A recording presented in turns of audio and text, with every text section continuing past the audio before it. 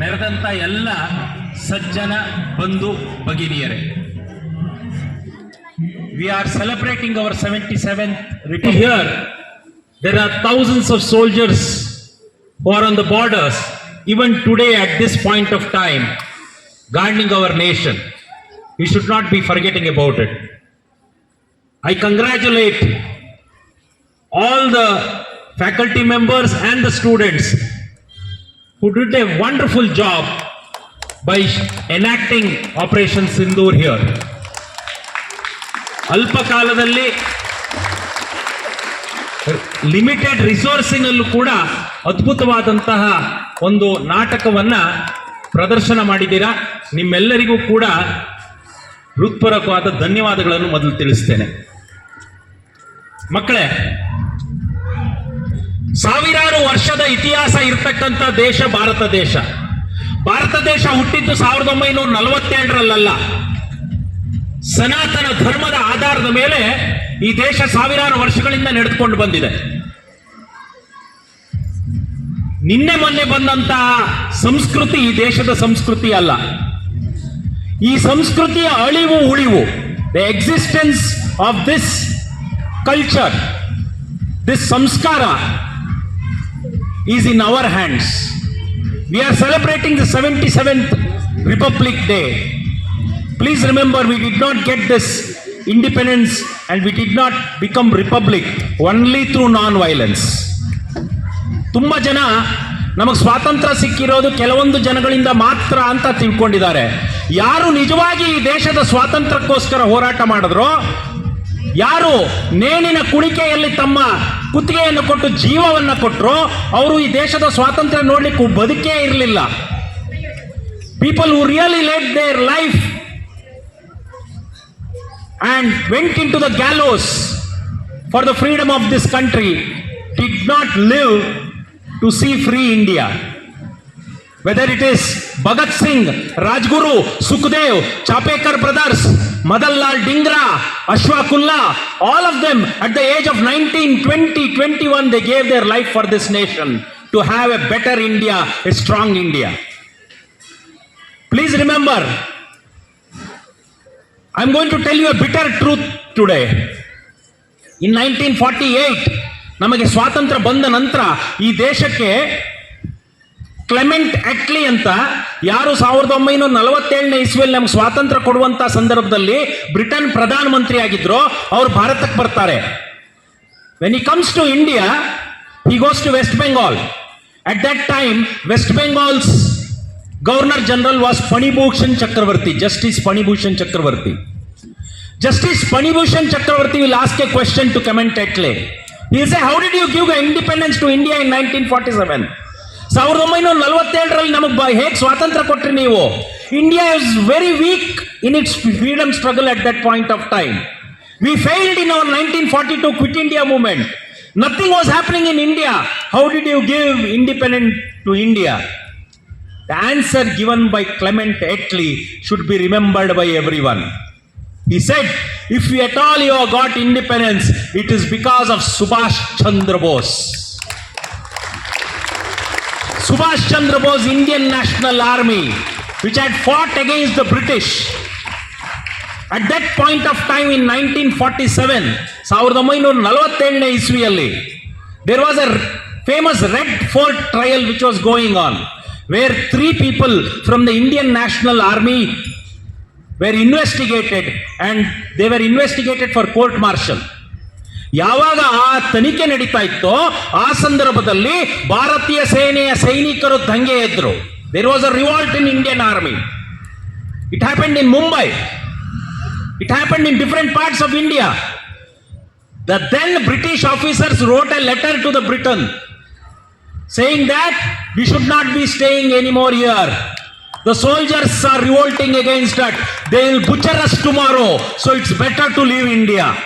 So if at all we have got independence, it's because of Subhash Chandra Bose. Please remember that. ನಮಗೆ ಸ್ವಾತಂತ್ರ್ಯ ಬಂದು ಇವತ್ತು ಒಂದು ಗಣರಾಜ್ಯದಲ್ಲಿ ನಾವು ಇದ್ದೇವೆ ಅಂತ ಹೇಳಿದ್ರೆ, ಈ ರೀತಿಯಾದಂತಹ ಸಾವಿರಾರು ಜನ ಈ ದೇಶಕ್ಕೋಸ್ಕರ ಯಾರು ಪ್ರಾಣ ಕೊಟ್ಟರೋ ಅವರಿಂದ ನಮಗೆ ಸ್ವಾತಂತ್ರ್ಯ ಬಂದಿರೋದನ್ನು ನೆನ್ಪಿಟ್ಕೊಳ್ಳಿ. ಇಷ್ಟು ಸಂಸ್ಕೃತಿ ಇರ್ತಕ್ಕಂತಹ, ಇಷ್ಟು ವೀರ ಯೋಧರು ಇರ್ತಕ್ಕಂಥ ದೇಶ ಯಾಕೆ ಗುಲಾಮಗಿರಿಯಲ್ಲಿ ಬಂತು ಅನ್ನೋದನ್ನು ಯೋಚನೆ ಮಾಡಬೇಕು. Why did we become slaves for thousands of years with Mughals, British, French, Portuguese? There is a beautiful saying by a poet in Kannada. 3 ಸಾಗರ, 100 ಮಂದಿರ, ದೈವ ಸಾಸಿರವಿದ್ದೊಡೆ, ಗಂಗೆ ಇದ್ದೊಡೆ, ಸಿಂಧು ಇದ್ದೊಡೆ, ಗಿರಿ ಹಿಮಾಲಯವಿದ್ದೊಡೆ, ವೇದವಿದ್ದೊಡೆ, ಶಾಸ್ತ್ರವಿದ್ದೊಡೆ, ಏನು ಸಾರ್ಥಕ? ಮನೆಯ ಮಕ್ಕಳೇ ನಿದ್ರಿಸುತ್ತಿದ್ದರೆ. We may have all these great things, but in a family if you are so rich but the children are sleeping inside the house, today or tomorrow we will be attacked by robbers. That is what happened in this country 1000 years back.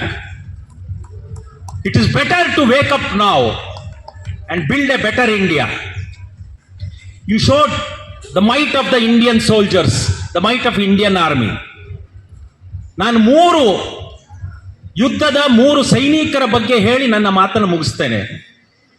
ನಾನು ಪ್ರತಿ ವರ್ಷ ಅಮರನಾಥ್ಗೆ ಹೋಗ್ತೇನೆ. ಅಮರನಾಥ್ ನಮ್ಮ ಮನೆ ಹತ್ರ ಇರೋ ದೇವಸ್ಥಾನಕ್ಕೆ ಹೋಗ್ತೀನೋ ಇಲ್ಲೋ ಗೊತ್ತಿಲ್ಲ. ಅಮರನಾಥಕ್ಕೆ ಪ್ರತಿ ವರ್ಷ ಯಾಕೆ ಹೋಗ್ತೇನೆ ಅಂದ್ರೆ to see my Shiva there. You know who is my Shiva there? In 2016 when I went to Amarnath Yatra, when I was trekking on the cliff, ಪರ್ವತದ ತುದಿಯ ಒಂದು ಕಲ್ಲಿನ ಮೇಲೆ there was a northeastern Arunachal Pradesh soldier standing with 25 kgs of gun and bag in his hand. And you know what he asked me? He was in difficulty. ಅವ್ರಿಗೆ ಕಷ್ಟ ಇತ್ತು, ನಾನು ಕಷ್ಟದಲ್ಲಿದ್ದೀನಿ ಅಂತ ಹೇಳಲಿಲ್ಲ. ಆಪ್ಕಾ ಬಾಬಾಜಿ ಕಾ ದರ್ಶನ್ ಹೋಗ್ಯಾ ಅಂತ ಕೇಳ್ದ ನನ್ನ ಹತ್ರ. ಆ ವ್ಯಕ್ತಿಯನ್ನು ನೋಡಿದಾಗ ಅನಿಸ್ತು, ಪ್ರತಿ ವರ್ಷ ಇನ್ನು ಅಮರನಾಥಕ್ಕೆ ಬರಬೇಕು, ಪ್ರತಿ ವರ್ಷ ದೇಶದ ಗಡಿಗೆ ಹೋಗಬೇಕು. Every year any one of the border I reach, I salute the soldiers and the civilians who live there. ಆ ನಾಗರಿಕರಲ್ಲಿ ಇರಲಿಲ್ಲ ಅಂತ ಹೇಳಿದ್ರೆ ಗುಂಡು ಮೊದಲು ಅವ್ರು ತಗೊಳ್ಳೋದು, ಆಮೇಲೆ ನಮಗೆ ಬರೋದು. ಅದನ್ನ ಅರ್ಥ ಮಾಡ್ಕೊಳ್ಳಿ. 3 ಯುದ್ಧದ 3 ಸೈನಿಕರ ಕತೆ ಹೇಳ್ತೀನಿ. 1962ನೇ ಇಸುವಿಯ ಇಂಡಿಯಾ ಮತ್ತು ಚೀನಾ ಯುದ್ಧ, 1962 Indo-China war. I went to that place this year as well as last year. It is called Rizangla. There is a war memorial, Rizangla War Memorial. There is a war memorial for 120 soldiers who laid down their life fighting for India. In 1962, our soldiers did not have shoes to wear. Our soldiers did not have gloves. Our soldiers did not even have machine gun. They had single shot guns. They have kept that in that museum. ಆ museum ಅಲ್ಲಿ ಇಟ್ಟಿದ್ದಾರೆ ನಮ್ಮ ಸೈನಿಕರು ಏನು ಉಪಯೋಗಿಸ್ತಾ ಇದ್ರು ಅನ್ನೋದು. ಆದರೆ ನಮ್ಮ ಸೈನಿಕರು ಧೃತಿಗೆಡಲಿಲ್ಲ. ಒಬ್ಬ ನಾಯಕನ ಆ ಕೆಚ್ಚೆದೆಯ ನಿರ್ಣಯದಿಂದ 1.5 ತಿಂಗಳು ಚೀನಾ ಸೋಲ್ಜರ್ಸ್ ವಿರುದ್ಧ ಯುದ್ಧ ಮಾಡ್ತಾರೆ. ಅವನೇ ಮೇಜರ್ ಸೈತಾನ್ ಸಿಂಗ್. ಮೇಜರ್ ಸೈತಾನ್ ಸಿಂಗ್ ರಾಜಸ್ಥಾನದವರು. ರಾಜಸ್ಥಾನಿ ರಜಪೂತಿಗಿರೋದು ಒಂದೇ, either you go for a battle, you win and come back, or you lay down your life for your mother and become a martyr there. He knew when he went to the war that he's not going to come back alive, because there were only 120 soldiers with minimum resources. I went in July. Many people who came along with me were not even able to breathe because 40% oxygen is there. The Indo-China war took place during the winter season. And on the top of the mountain, you know what is the temperature? -70 degrees centigrade. In -70, 120 soldiers fought for more than 1 month against 2,000 Chinese soldiers. And out of 120, ಆ 120 ಜನರಲ್ಲಿ 115 ಜನ ಹುತಾತ್ಮರಾದರು. ಅವ್ರ ಹೆಣ ಸಿಕ್ಕಿದ್ದು ಯುದ್ಧ ಆಗಿ 2 ತಿಂಗಳಾದ ನಂತರ. ಯೋಚನೆ ಮಾಡಿ. ಅದನ್ನೇ ಐರ್ಧಾಮ ಅಂತ ಹೇಳ್ತಾರೆ. ಆ ಕ್ಷೇತ್ರದಲ್ಲಿ ಐರ್ಧಾಮ ಅಂತ ಹೇಳಿ ಆ ಸೈನಿಕರಿಗೆ ಒಂದು ವಾರ್ ಮೆಮೋರಿಯಲ್ ಮಾಡಿದ್ದಾರೆ. ಇದು 1962ನೇ ಯುದ್ಧ. 1971ನೇ ದಿಗ್ವಿಜಯ ಯುದ್ಧ ಇನ್ನೊಂದು ಪಾಕಿಸ್ತಾನದ ವಿರುದ್ಧ ನಡೆಯುತ್ತೆ. ಆ ಪಾಕಿಸ್ತಾನದ ವಿರುದ್ಧ ನಡೆದಂಥ ಯುದ್ಧದಲ್ಲಿ ಪರಮವೀರ ಚಕ್ರವನ್ನ ಪಡೆದಂಥ ಒಬ್ಬ ಸೈನಿಕನ ಕತೆ ನೀವು ಕೇಳಲೇಬೇಕು. 2nd lieutenant Arun Khetarpal. 19 ವರ್ಷದ ಯುವಕ. ಯುದ್ಧದ ಕೊನೆಯ ದಿನ ಡಿಸೆಂಬರ್ 16, 1971 ಇಸವಿ, the last day of the battle, We were winning the battle. Second Lieutenant Arun Ketrapal was sitting in a tank. He was leading his squadron, tank squadron. He was hitting at the enemies. We were always on the brink of victory. Only 2 enemy tanks was left over. His tank caught fire. ಅವನ ಟ್ಯಾಂಕಿಗೆ ಬೆಂಕಿ ಬಿತ್ತು. He received a radio signal. Your tank is on fire. Please come out of it. He said, no. Till I kill the last enemy, I'm not going to come out of it. He killed the last enemy, but he became a martyr there.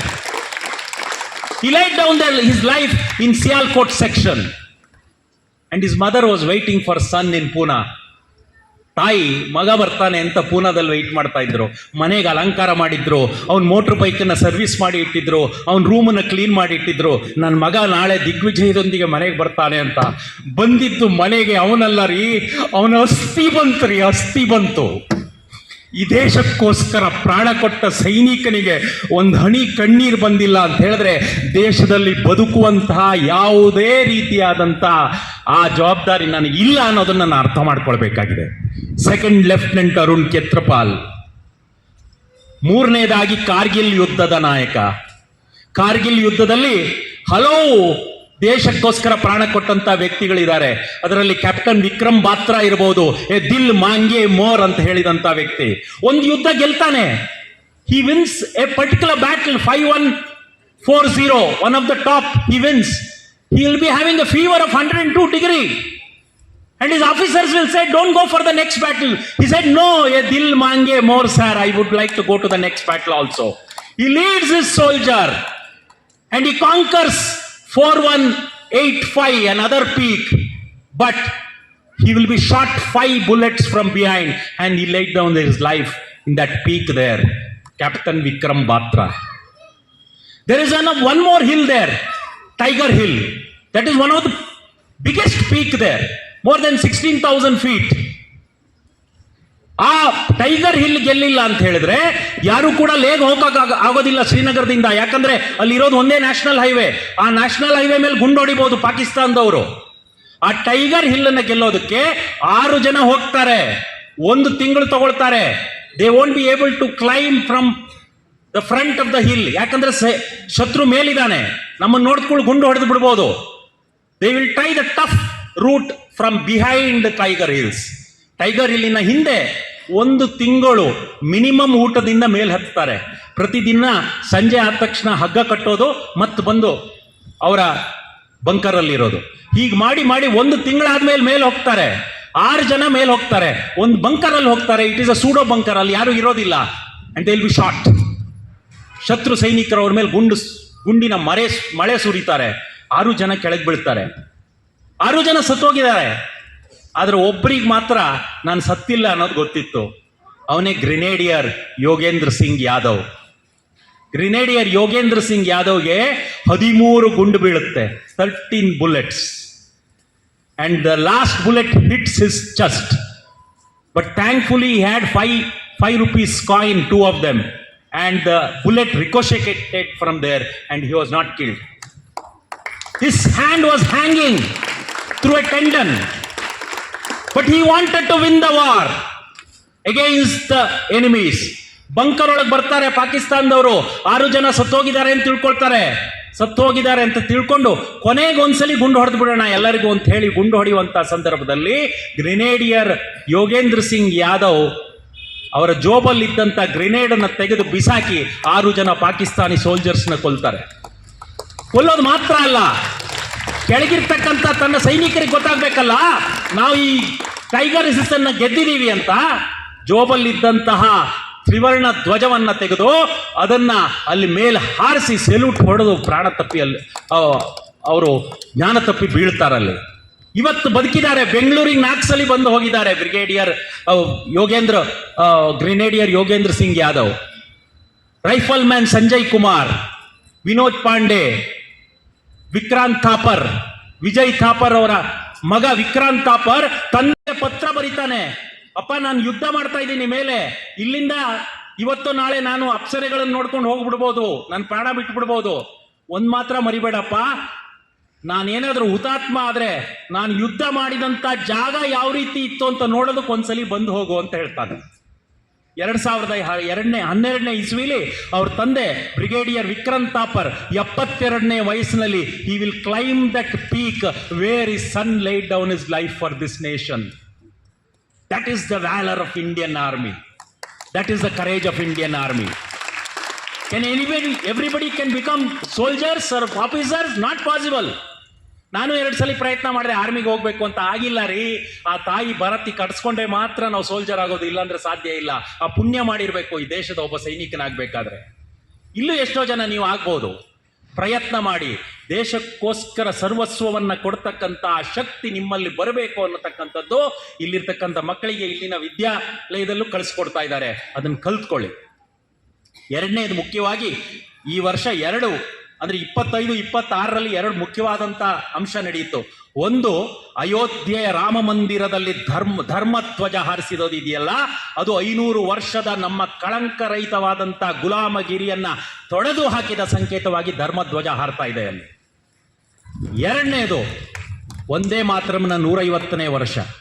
Bankim ಚಂದ್ರ ಚಟ್ಟೋಪಾಧ್ಯಾಯ ಬರೆದಂತಹ ವಂದೇ ಮಾತರಂ, ಯಾವ ವಂದೇ ಮಾತರಂ ಸಾವಿರಾರು ಜನಕ್ಕೆ ನೇಣಿನ ಕುಣಿಕೆಯಲ್ಲಿ ಹೋಗಿ ದೇಶಕ್ಕೋಸ್ಕರ ಪ್ರಾಣ ಕೊಡಲಿಕ್ಕೆ ಪ್ರೇರಣೆ ಕೊಡ್ತೋ, ಆ ವಂದೇ ಮಾತರಂನ 150ನೇ ವರ್ಷ. ನಾನು ನೀವು ಇವತ್ತು ಪ್ರಾಣ ಕೊಡಬೇಕಾ? ಬೇಡ. ನಾನು ಎಲ್ಲೆಲ್ಲಿದ್ದೀನೋ ಅಲ್ಲಿ ಕೆಲಸ ಮಾಡಿದ್ರೆ ಸಾಕ್ರಿ. ಮನೆ ಮನೆಯ ಬೀಸುವ ಕಲ್ಲುಗಳಿಂದ, ತೂಗುವ ತೊಟ್ಟಿಲುಗಳಿಂದ, ಮರದ ಮರ್ಮರದ ಸ್ಮರದಿಂದ ಒಂದೇ ಮಾತರಂ ಹೊಮ್ಮಿ ಬರಲಿ. ಹಿಮಾಲಯದ ಶ್ರೇಣಿಗಳಿಂದ ಪ್ರತಿಧ್ವನಿತವಾಗಿ ಬರಲಿ. ಶಿವಾಲಯದ ಗಂಟೆ ಜಾಗಟೆಗಳಿಂದ, ಮಠ ಮಂದಿರಗಳ ಬೇರಿ ನಗಾರಿಗಳಿಂದ, ಕಡಲ ತೀರದ ಹೆದ್ದೆರೆಯ ಗರ್ಜನೆಯಿಂದ ಒಂದೇ ಮಾತರಂ ಹರಿದು ಬರಲಿ. ನದಿ ನಾಲೆಗಳ ಕಲಕಲರವದಿಂದ, ಜರಿ ಜಲಪಾತಗಳ ಭೋರ್ಘರೆತದಿಂದ ಆ ನಾದ ನವನೀತ ತೇಲಿ ಬರಲಿ. ಕೆಸರು ಗೆಡ್ಡೆಗಳಿಂದ, ಗಿರಣಿ ಯಂತ್ರಗಳಿಂದ, ತೆಂಗಿನ ಚಾಮರಗಳಿಂದ, ತೆನೆಯೊಡೆದ ಪಚ್ಚೆ ಪೈರಿನ ಮೈ ಪುಲಕದಿಂದ ಸಂಗೀತದ ಸ್ಮರಿಸಿ ಬರಲಿ. ನೆಲದಾಯ ಮಕ್ಕಳ ಕುಣಿತ ಕೋಲಾಟಗಳಲ್ಲಿ, ಹದಿಹರೆಯ ಯುವಕರ ಹೃದಯ ಗಬ್ಬರದಲ್ಲಿ, ಛಾತ್ರವಂದದ ಕ್ಷಾತ್ರ ಕಂಠದಿಂದ ಒಂದೇ ಮಾತರಮಿನ ಸಂಕೀರ್ತನೆಯಾಗಲಿ. ಸೈನಿಕನ ಕೋವಿಯ ಬಾಯಲ್ಲಿ, ಶಿಕ್ಷಕರ ಬೋಧನೆಯಲ್ಲಿ, ಸಂಶೋಧನೆ ಮಾಡುವ ವಿದ್ವಾಂಸರಲ್ಲಿ, ತಾಯಿ ತಂಗಿಯರ ಹಾಡು ಹಸೆಗಳಲ್ಲಿ, ಹೆಣಿಗೆ ಹೊಲಿಗೆಗಳಲ್ಲಿ ಒಂದೇ ಮಾತರಂ ಸಾಕಾರಗೊಳ್ಳಬೇಕಾಗಿದೆ. ಆ ತಾಯಿ ಭಾರತೀಯ ಆರಾಧನೆಯನ್ನ ನೀವು ಯಾವ್ಯಾವ ಕ್ಷೇತ್ರದಲ್ಲಿ ಇದೀರೋ ಆ ಕ್ಷೇತ್ರದಲ್ಲಿ ಇವತ್ತು ಮಾಡಬೇಕಾಗಿದೆ. ಆಗ ಭಾರತ 2040ರ ವಿಕಸಿತ ಭಾರತ ಆಗುತ್ತೆ. India will become a developed nation as per the dreams of Abdul Kalam in 2040. India will become the vishwaguru provided we get out of our Kumbhakarna sleep. ನಿದ್ರೆಯಲ್ಲಿದ್ದಾಗ ಕನಸು, ನಿದ್ರೆಯಿಂದ ಹೊರ ಬಂದಾಗ ಮಾತ್ರ ಕನಸು ನನಸಾಗುತ್ತೆ ಅನ್ನೋದನ್ನ ಯೋಚನೆ ಮಾಡಿ ಮಕ್ಕಳೇ. ನಿಮ್ಮ ಗುರಿ ದೊಡ್ಡದಿರಲಿ. ವಿವೇಕಾನಂದರೇ ಹೇಳಿದ್ರು, ನಿಮ್ಮ ಗುರಿ ಬಹಳ ಎತ್ತರವಾದಂಥ ಗುರಿ ಇರಬೇಕು ಅಂತ ಹೇಳಿ. ಆ ಗುರಿಯನ್ನು ಇಟ್ಕೊಂಡು ನಿಮ್ಮ ಕ್ಷೇತ್ರದಲ್ಲಿ ಕೆಲಸ ಮಾಡಿ. ತಂದೆ ತಾಯಿಗಳಿಗೆ ಒಂದೇ ಒಂದು ಸಲಹೆ, ಈ ನಾಗಾಲೋಟದ ಬದುಕಿನಲ್ಲಿ ಕೇವಲ ಮಾರ್ಕ್ಸ್ ಒಂದೇ ಆಗಲ್ಲ.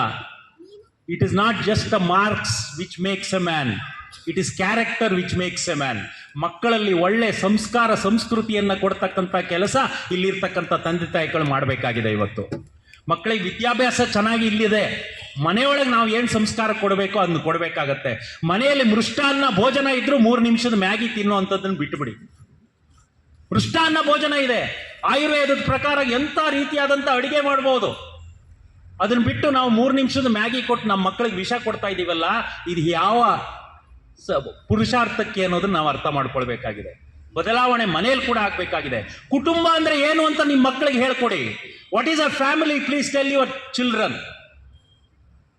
ಇವತ್ತಿನ ದಿನ ಕೂಡು ಕುಟುಂಬದಲ್ಲಿ ಇರೋದಕ್ಕೆ ಸಾಧ್ಯ ಇಲ್ಲ. You can't be in a joint family, but at least once in 4 months, 4 ತಿಂಗಳಿಗೆ ಒಂದ್ಸಲಿ ನಿಮ್ಮ ಮಕ್ಕಳನ್ನೆಲ್ಲ ನಿಮ್ಮ ಎಲ್ಲ ಕುಟುಂಬದ ಜೊತೆ ಸೇರಿಸಿ. ಮೊಬೈಲ್ ಹೊರಗಡೆ ಇಟ್ಟು ಸೇರಿಸಿ. ಮೊಬೈಲ್ ಯೂಸ್ ಮಾಡಬೇಡಿ. ಏಕಾದಶಿ ಇದ್ದಂಗೆ ಮೊಬೈಲ್ ವ್ರತ ಅಂತ ಮಾಡಿ. 4 ತಿಂಗಳಿಗೆ ಒಂದ್ಸಲಿ ಒಟ್ಟು ಸೇರಿಸಿ. ನಿಮ್ಮ ಮಕ್ಕಳಿಗೆ ಅವ್ರ ಚಿಕ್ಕಪ್ಪ ಯಾರು, ಚಿಕ್ಕಮ್ಮ ಯಾರು, ಸೋದರತ್ತೆ ಯಾರು, ಸೋದರ ಮಾವ ಯಾರು, ಚಾಚಾ ಚಾಚಿ ದಾದಿ ಇವರೆಲ್ಲ ಯಾರು ಅನ್ನೋದು ತಿಳಿಸ್ಕೊಡಿ. ಇಲ್ಲ ಅಂದ್ರೆ ರಸ್ತೆ ಮೇಲೆ ಹೋಗೋವನು ಅಂಕಲ್ ಆಂಟಿ ಆಗ್ತಾನೆ. ನನ್ನ ಒಡ ಹುಟ್ಟಿದ ಚಿಕ್ಕಪ್ಪ ಕೂಡ ಅಂಕಲ್ ಆಗ್ಬಿಡ್ತಾನ್ರಿ. ಎಲ್ಲಿನ ಸಂಬಂಧ ಬರುತ್ತ್ರಿ ಅಲ್ಲಿ? ಯಾವ ಸಂಬಂಧನೂ ಬರಲ್ಲ. ಈ ದೇಶ ಉಳಿದಿದ್ರೆ ಈ ದೇಶದ ಕುಟುಂಬದ ಪದ್ಧತಿಯಿಂದ ಉಳಿದಿರೋದು. Because of the family system this culture this nation is standing. It is our duty to see that we follow the same thing. ಇಲ್ಲಿರ್ತಕ್ಕಂಥ ತಂದೆ ತಾಯಿಗಳು ಮುಖ್ಯವಾಗಿ ಈ ನಿಟ್ಟಿನಲ್ಲಿ ಯೋಚನೆ ಮಾಡಬೇಕಾಗಿದೆ. ಇಷ್ಟೆಲ್ಲ ನಾನು ಯಾಕೆ ಹೇಳ್ತಾ ಇದ್ದೀನಿ? ಆಪರೇಷನ್ ಸಿಂಧೂರ್ ಬಗ್ಗೆ ಅದ್ಭುತವಾಗಿ ಹೇಳಿದ್ರಿ. ಆಪರೇಷನ್ ಸಿಂಧೂರ್ ಅನ್ನತಕ್ಕಂಥದ್ದು ಇಡೀ ವಿಶ್ವವನ್ನು ಅಲ್ಲಾಡಿಸ್ಬಿಡ್ತು. Why America is acting against India? Because America knows India is going to be the superpower in the coming days. Superpower not because of the bomb or the missiles. India will become superpower because of its spirituality, if it is yoga, as well as the other powers. America knows that. That's why they have started acting very crankily with India. ಆದರೆ ಭಾರತ ಯಾವುದಕ್ಕೆ ಹೆದರೋದಿಲ್ಲ. ವಿಶ್ವದ 4ನೇ ಆರ್ಥಿಕ ಶಕ್ತಿಯಾಗಿ ಮುಂದುವರೆದಿದೆ. ಇನ್ನು ಕೆಲವೇ ದಿನಗಳಲ್ಲಿ 3ನೇ ಆರ್ಥಿಕ ಶಕ್ತಿಯಾಗಿ ಜಪಾನನ್ನು ಬೀಟ್ ಮಾಡಿ ಭಾರತ ಆಗೋದಿದೆ. ಆಪರೇಷನ್ ಸಿಂಧೂರ್ ಏನ್ ಮಾಡ್ತು? ಮೇ 7ನೇ ತಾರೀಕು 23 ನಿಮಿಷ 23 minutes the Indian Army and Air Force took to destroy 9 terrorist camps. 23 minutes. That's a record. On the 10th of May, 11 air bases were destroyed. ವಿಮಾನ ನಿಲ್ದಾಣಗಳನ್ನು 11 ಏರ್ ಬೇಸ್ ಅನ್ನ 2 ಗಂಟೆಯಲ್ಲಿ ಹೊಡೆದು ಬಿಸಾಕಿದಾರ್ರಿ. ಒಂದು ನ್ಯೂಕ್ಲಿಯರ್ ನೇಷನ್ ಅಂತ ಹೇಳುವಂತ ಪಾಕಿಸ್ತಾನದ 11 ಏರ್ ಬೇಸ್ ಅನ್ನು ಹೊಡೆದು ಬಿಸಾಕಿದಂತ ಆ ಶಕ್ತಿ ಭಾರತಕ್ಕಿದೆ ಅನ್ನೋದನ್ನು ತೋರಿಸ್ಕೊಟ್ಟಿದ್ದಾರೆ. ಇಷ್ಟೆಲ್ಲ ನಾವು ಯಾಕೆ ಮಾಡ್ತಾ ಇದ್ದೀವಿ ಅಂತ ಹೇಳಿದ್ರೆ, ಭಾರತ ನಮಗೆ ಭೂಮಿ ಮಾತ್ರ ಅಲ್ಲ, ಮಾತೃಭೂಮಿ ಅನ್ನೋದು ನೆನಪಿಟ್ಕೊಳ್ಳಿ. ಭೂಮಿ ಮಾತ್ರ ಅಂತ ಹೇಳಿದ್ರೆ ಭೋಗದ ವಾಸನೆ ಕಾಣಿಸುತ್ತೆ. ಮಾತೃಭೂಮಿ ಅಂತ ಹೇಳಿದ್ರೆ ಅಲ್ಲಿ ತ್ಯಾಗದ ಸಂಕೇತ ಕಾಣಿಸುತ್ತೆ. ಛತ್ರಪತಿ ಶಿವಾಜಿ ಮಹಾರಾಜ್ ಕಾಣಿಸ್ತಾರೆ, ಸ್ವಾಮಿ ವಿವೇಕಾನಂದ ಕಾಣಿಸ್ತಾರೆ, ತಾಯಿ ಭಾರತಿ ಕಾಣಿಸ್ತಾಳೆ ನನಗೆ. ಆ ತಾಯಿಗೋಸ್ಕರ ನಾನಿದ್ದೀನಿ ಅನ್ನತಕ್ಕಂಥ ಹೆಮ್ಮೆ ನನಗೆ ಬರುತ್ತೆ. ನಾನು ಹೇಳಿದೆ, ಗುರಿ ದೊಡ್ಡದಿಟ್ಕೊಳ್ಳಿ. ತಾಯಿ ಭಾರತಿಯನ್ನು ವಿಶ್ವಗುರು ಮಾಡೋದು ನನ್ನ ಗುರಿ. ನಾನು ನನ್ನ ಕ್ಷೇತ್ರದಲ್ಲಿ ಏನು ಕೆಲಸ ಮಾಡ್ತೀನೋ ಅತಿ ಕಠೋರವಾಗಿ ನಾನು ಶ್ರಮಪಟ್ಟು ಕೆಲಸ ಮಾಡ್ತೀನಿ ಅನ್ನುವಂಥ ಗುರಿಯನ್ನು ಇಲ್ಲಿ ಮಕ್ಕಳು ಇಟ್ಕೊಳ್ಬೇಕು. ನನ್ನ ಮಾತುಗಳನ್ನು ಅಟಲ್ ಬಿಹಾರಿ ವಾಜಪೇಯಿ ಅವರ ಮಾತುಗಳೊಂದಿಗೆ ಮುಗಿಸ್ತೀನಿ. ಭಾರತ್ ಏಕ್ ಜಮೀನ್ ಕಾ ಟುಕಡಾ ನಹೀ ಹೈ, ಏ ಜೀತಾ ಜಾಗ್ತಾ ರಾಷ್ಟ್ರ ಪುರುಷ ಹೈ, ಏ ವಂದನ್ ಕಿ ಭೂಮಿ ಹೈ, ಏ ವೈ ಅಭಿನಂದನ್ की भूमि है, ये तर्पण की भूमि है, ये अर्पण की भूमि है. इसके कंकर कंकर में शंकर है, इसके बिंदु बिंदु में गंगा जल है. हम जिएंगे तो इस देश के लिए जिएंगे, हम मरेंगे तो इस देश के लिए मरेंगे. मरने के बाद जब कोई गंगा नदी में बहती हुई हमारा अस्थियों को सुनेगा तो एक ही आवाज आएगा, भारत माता की जय, भारत माता की जय, भारत माता की जय. ಆ ತಾಯಿ ಭಾರತೀಯ ಆರಾಧನೆಯನ್ನು ಮಾಡ್ತಾ ನಾವೆಲ್ಲ ಭಾರತ ಆಗೋಣ ಅನ್ನ. ನನ್ನ ಶಿರ ಕಾಶ್ಮೀರ ಇದ್ದಂತೆ, ನನ್ನ ಪಾದ ಯುಗ್ಮ ಕನ್ಯಾಕುಮಾರಿ ಇದ್ದಂತೆ, ನನ್ನೆರಡು ಬಾವುಗಳು ಹಿಮಾಲಯದ ಶ್ರೇಣಿ ಇದ್ದಂತೆ, ನನ್ನೆರಡು ತೊಡೆಗಳು ಪೂರ್ವ ಪಶ್ಚಿಮ ಘಟ್ಟ ಇದ್ದಂತೆ, ನನ್ನ ಕಟಿ ವಿಂಧ್ಯ ಇದ್ದಂತೆ, ನಾನು ನಡೆದರೆ ಭಾರತ ನಡೆದಂತೆ, ನಾನು ನುಡಿದರೆ ಭಾರತ ನುಡಿದಂತೆ. ನಾನು ಭಾರತ ಆಗಬೇಕಾಗಿದೆ, ನಾನು ಶಂಕರ ಆಗಬೇಕಾಗಿದೆ, ನಾನು ಮಧ್ವ ಆಗಬೇಕಾಗಿದೆ, ನಾನು ಬಸವ ಆಗಬೇಕಾಗಿದೆ, ನಾನು ಡಾಕ್ಟರ್ ಅಂಬೇಡ್ಕರ್ ಆಗಬೇಕಾಗಿದೆ ಇವತ್ತು. ಆಗ ಭಾರತ ನಿಜವಾದ ರೀತಿಯಲ್ಲಿ 2040ರಲ್ಲಿ ಒಂದು ಸಮೃದ್ಧಭರಿತವಾದಂತಹ ವಿಶ್ವಗುರು ಸ್ಥಾನದಲ್ಲಿ ನಿಲ್ಲೋದ್ರಲ್ಲಿ ಯಾವುದೇ ಸಂಶಯ ಇಲ್ಲ. ನನ್ನ ನಿಮ್ಮ ಜೀವಮಾನದಲ್ಲೇ ಅದನ್ನು ನೋಡೋಣ ಅಂತ ಹೇಳ್ತಾ, ಮತ್ತೊಮ್ಮೆ ಈ ಸಂಕಲ್ಪವನ್ನು ತಗೊಂಡು ಮನೆಗೆ ಹೋಗೋಣ ಅಂತ ಹೇಳ್ತಾ ನನ್ನ ಮಾತುಗಳನ್ನು ಮುಗಿಸ್ತೀನಿ. ನಮಸ್ಕಾರ. ಬೋಲೋ ಭಾರತ್ ಮಾತಾ ಕಿ, ಗೋ ಮಾತಾ ಕಿ, ಗಂಗಾ ಮಾತಾ ಕಿ, ಕಾವೇರಿ ಮಾತಾ ಕಿ, ತುಳಸಿ ಮಾತಾ ಕಿ, ಬೋಲೋ ಭಾರತ್ ಮಾತಾ ಕಿ. ನಮಸ್ಕಾರ.